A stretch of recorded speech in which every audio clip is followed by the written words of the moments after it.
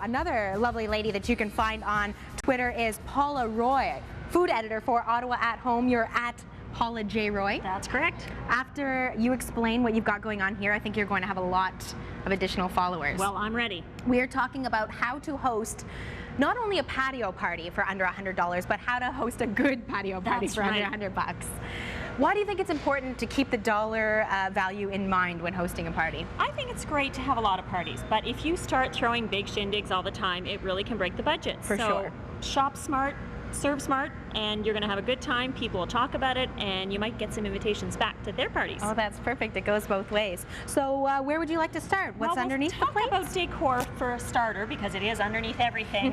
And I don't think you should spend a lot of money on decor. You're outdoors, you're on your deck, you're on your patio. It's beautiful. It's summertime, so you don't need to dress it up a whole lot. Old bed sheet from a thrift shop. What a great tablecloth for $1. You know, you can't beat it. Everybody's got placemats. They don't have to match. Mix and match styles and colors. I love to pick up fabric in many forms at thrift shops, like these ginormous old skirts, and you can cut them up and make them into napkins.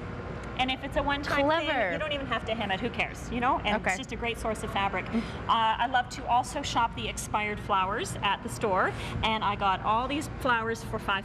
And look how many bouquets I could make. I could have them on the benches. I could have them scattered around the yard, wherever you want. So super, super cheap. And I've got mason jars, old beakers, milk jugs, all kinds of things. So mason jars. Simple, simple. And that's really hot right now, is to use that sort of country kind of feel that you've got. Very in. And expired flowers. So you just go to the flower shop and ask for the They're stickered 50% off, and they're there all the time. That is the only thing on the table expired, we assure you. And candle holders, I've tinted water blue in just, again, old jars that I've got, and floated some votive candles in them. A little bit of food coloring in there? Yeah, perfect. So it just looks a little bit prettier. So decor, just keep it simple. People want to see you, they want to see your food, they want to talk to your friends. You know, you don't have to fuss a lot. A lot of the time at the parties, the food is the focus. Well, it should be, in my opinion.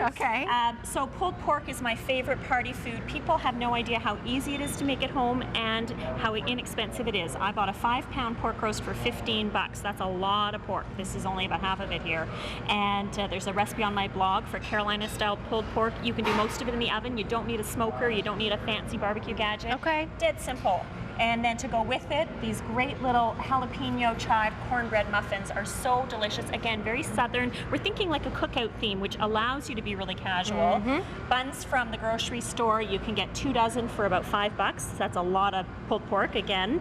I should mention the appetizers first. Things like cheese can be really expensive. If you're thinking scallops, whatever, that adds a lot to the cost of your party. So you're saying stay away from things like steak, expensive seafoods, cheese. That will eat up your budget. That's right, because if you'll see there, I've only got about, I think, $15 for the appetizers and $30 for the mains. So that's a pretty inexpensive budget there. So I bought these shrimp on sale for $7 for a huge bag of them, and they were pre-cooked, so you just have to thaw them. You can buy mango salsa, which is a nice change from regular.